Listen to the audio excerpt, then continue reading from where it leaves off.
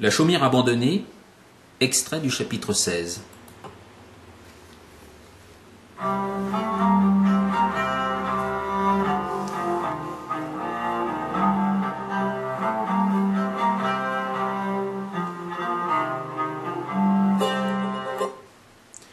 L'impression de Colin Chartier que rien de bien mauvais ne pouvait venir de cette femme, qu'il y avait en elle de ces spiritualités inconnues, mystérieuses, qui ne s'affichent, ne possèdent aucun temple, aucun lieu, fut confirmée durant le trajet par un magnifique rayon de soleil qui éclaira soudainement les 3 sentiers.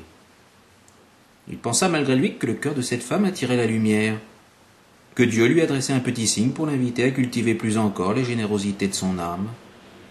Il avait le sentiment en l'accompagnant d'être son disciple, et il n'avait fallu que quelques pas et un faisceau lumineux pour inverser son esprit, se dire « la vraie route est avec elle ». Quelle sottise de la repousser et de nier sa valeur. C'est mon orgueil qui me dictait de ne pas la suivre. Elle possède cette vertu du cœur et de la sensibilité qui éclaire le chemin, mène à la bonne conduite sans effort. J'ai eu raison, même si je ne sais pas encore pourquoi.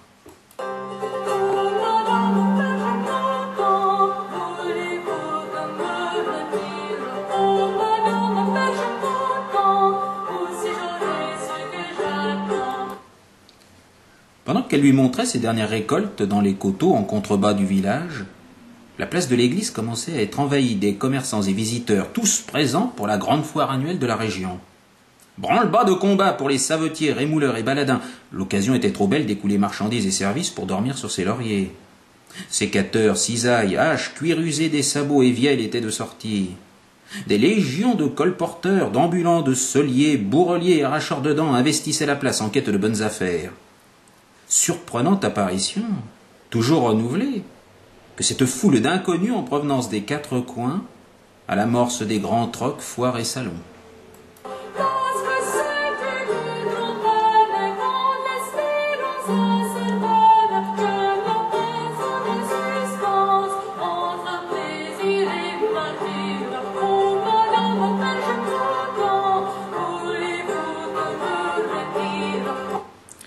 C'était chaque année un événement et un grand honneur pour notre village d'accueillir cette manifestation. On venait de tous les cantons environnants et même de bien au-delà pour vendre, acheter, participer à la fête et l'événement. Les éleveurs, les vendeurs de semences, les céréaliers et artisans ont toujours réservé leur place bien longtemps avant la date pour prendre des contacts, confirmer des alliances et surtout participer au spectacle de la foule bigarrée, hétéroclite et licencieuse qui se défoulait chaque fois à cette occasion.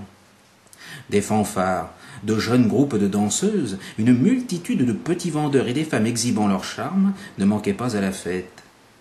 C'était l'endroit où il fallait être dans l'année. Tous ces amateurs et profiteurs en étaient convaincus. Les préparatifs les semaines précédentes suscitaient des excitations, des désaccords, des rivalités à qui jouerait le rôle le plus en vue.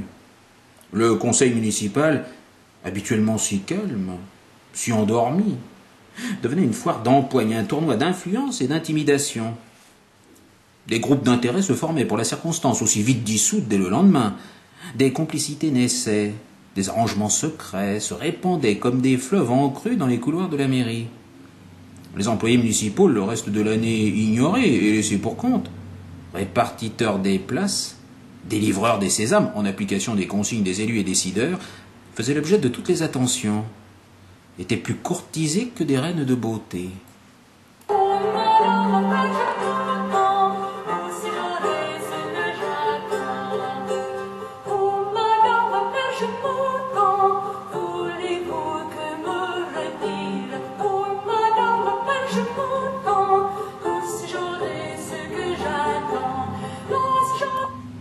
Mon frère Robert était dans toutes les intrigues, était le champion des informations intéressées, passait d'un interlocuteur à l'autre susceptible de lui faire obtenir un avantage, allait droit au but et ne s'accordait aucune tergiversation pour parvenir à ses fins.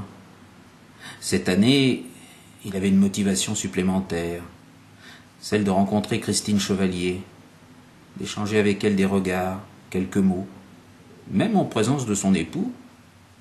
Il était toujours autant convaincu du désir de celle-ci de le tromper. Il vivait dans cet espoir et délaissait ses compagnes au grand désarroi de ces dernières. Elle ne comprenait pas ses indifférences et ne pouvait rien supposer car, contrairement à ses habituelles vantardises concernant ses succès féminins, Sa passion récente pour l'épouse du docteur demeurait secrète. Il était si amoureux qu'en dehors de moi, tout le monde ignorait ses sentiments, et il les dissimulait de peur de compromettre ses chances de séduire la belle indifférente. À l'opposé, François n'aimait pas ces agitations populaires, et demeurait le plus souvent en son manoir. Il préférait les fables, dont celle des vieux métiers. Garde la tombe près du berceau, au loin la douleur est plus amère. Demeure près de ta mère, imite le prudent passereau. J'étais à demi de son avis, et notre amitié trouvait là bien des accords.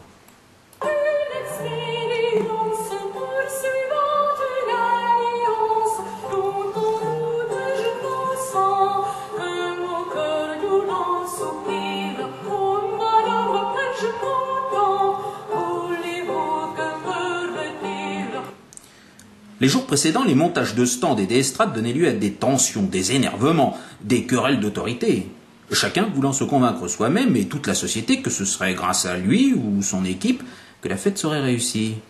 Le maire, privilège envié de sa charge, prononcerait à 11 heures précises, rituel inaltérable, le discours d'ouverture, sous les yeux des belles élégantes, qui ne manquaient jamais de faire admirer leurs belles toilettes et chapeaux. Les plus anciens étaient là également, par fidélité, nostalgie et relent de coquetterie, tout en affirmant que la foire avait bien changé, que rien n'était plus comme avant, que c'était bien mieux autrefois. Elle existait depuis plus longtemps que Mémoire d'homme et faisait partie d'un patrimoine local qui rendait fiers ses adeptes. Il y avait une forme de religion dans cette fascination pour les beuveries organisées, les orgies latentes, ces exhibitionnismes à peine dissimulés. Cet argent qui coulait à flot de poche en poche, à peine gagné dans la vente et déjà perdu dans les jeux et consommations. Plusieurs catégories d'individus trouvaient là un terrain de communion dans leurs instincts grégaires qui m'étaient totalement étrangers.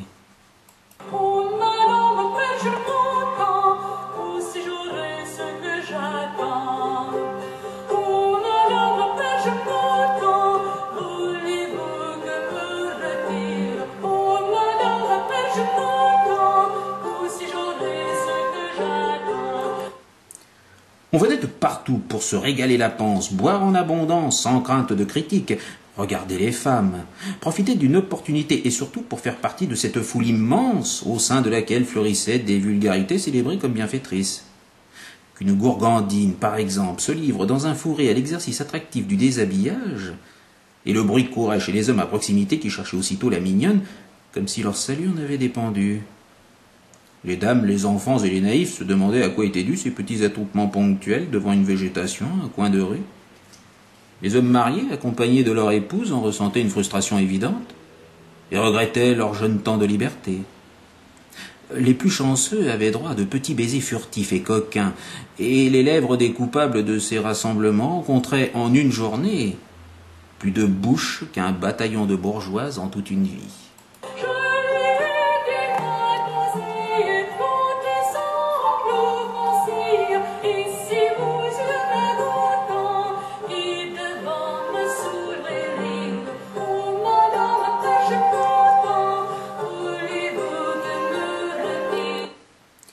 Il y avait aussi les vrais passionnés, qui ne vivaient pratiquement qu'une fois dans l'année, connaissaient tous les exposants, étaient informés de toutes les dernières nouveautés en matière d'outils, de mécanique et de matériel agricole. Certains collectionnaient même chaque année les affiches publicitaires, les programmes et colifichettes distribués pour l'occasion. On y traînait les enfants, les grands-pères, les autres membres de la famille, les voisins et amis. Chacun était convaincu que c'était le plus grand spectacle du monde. Les professionnels, membres de l'organisation, principaux vendeurs et responsables locaux, se gaussaient d'une aristocratie soudaine, n'avaient même plus d'attention pour leurs proches, s'abandonnaient totalement à la fièvre de l'événement.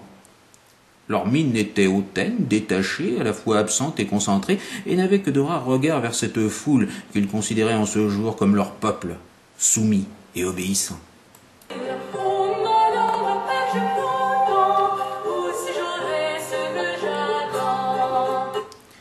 Des nuits d'enfants, d'adolescents, de filles et mères amusées ne regardaient même pas les objets à vendre et se concentraient sur les friandises, les animations, les acrobates et les hurluberlus en tout genre qui trouvaient enfin là un public à leur cabotinage. On riait à gorge déployée, s'amusait d'un rien, déambulait jusqu'à épuisement, puis, On s'allongeait dans les herbes ou auprès d'une fontaine, en regardant par moments le ciel, dans une extase toute païenne. D'ailleurs, le curé Raimondi n'aimait pas cette journée. On connaissait tous les risques et débordements. Il circulait néanmoins dans les rues comme un berger muet qui cherche à protéger son troupeau. C'était pour lui une bien grande épreuve, un danger permanent de doute et de confusion. Mais il était un homme courageux et d'expérience, et assumait ses devoirs, quel qu'en fût le prix.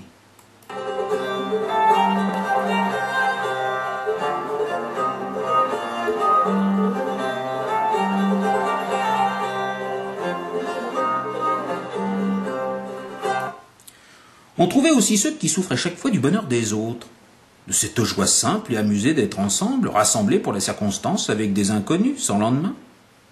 Ils revenaient malgré tout avec l'espoir insensé de prendre une part du gâteau, de profiter aussi des rires et excitations. Ils souffraient tantôt de la chaleur, des cohues, tantôt de l'humidité, du froid pour la saison, ou d'un manque d'argent, de boissons ou d'ivresse. Il y avait toujours quelque chose pour les rendre aigris, une espèce de malédiction qui les empêchait de jouir. La rancœur gardée en soi du spectacle des amusements des autres était comme une drogue. Ils revenaient la chercher chaque année, animés d'une insatiable curiosité malsaine et empoisonnée. Puis, un jour, après de longues années de désabusement, en apprenant la date de la prochaine grande foire annuelle, ils renonçaient à s'y rendre, n'ayant plus assez de force pour supporter les déchaînements bestiaux des foules stupides. Ils avaient vieilli et n'étaient plus en mesure de voir les succès des jeunes festifs. A contrario, tous les hommes en mal de légèreté se dépêchaient de se libérer pour boire à l'unisson et se déculpabiliser collectivement. L'attrait des produits régionaux n'était qu'un prétexte pour se donner tout entier à une débauche alcoolisée. Ils noyaient sans doute leur chagrin d'échapper au regard des jolies femmes dans le fond des barils et tonneaux, abondamment servis par de jeunes, charmantes et sobres hôtesses, recrutées pour la circonstance par de rusés négociants.